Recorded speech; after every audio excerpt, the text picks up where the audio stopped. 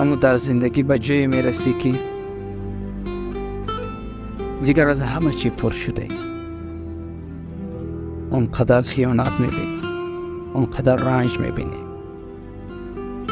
اونقدر برخوردهایی که برخلاف انتظاری هایت است، اونقدر شکست هایی که از جانب انسان هایی که هرگز انتظار نبوده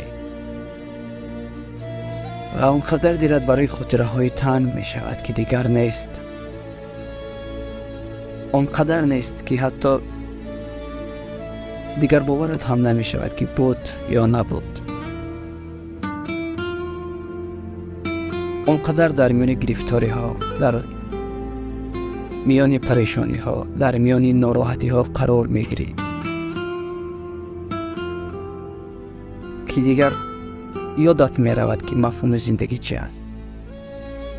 وقتی به یک عاملی که می تواند وضع را خوب کند نظر بکنی، می بینی که او برای تو دست نرس است و دردناکترین موقع این قضیه و هم آن است که آن که می دانست که دلیل حال خوبی تو است، آن که می توانست دلیل حال خوبی تو باشد، خودش از کنارت رفت، خودش ترکت کرد، خودش تو را گذاشت. حال تو را می دانست اما چشم می پوشد، می داند اما طوری رفتار می کند که گویا نمی دانسته باشد.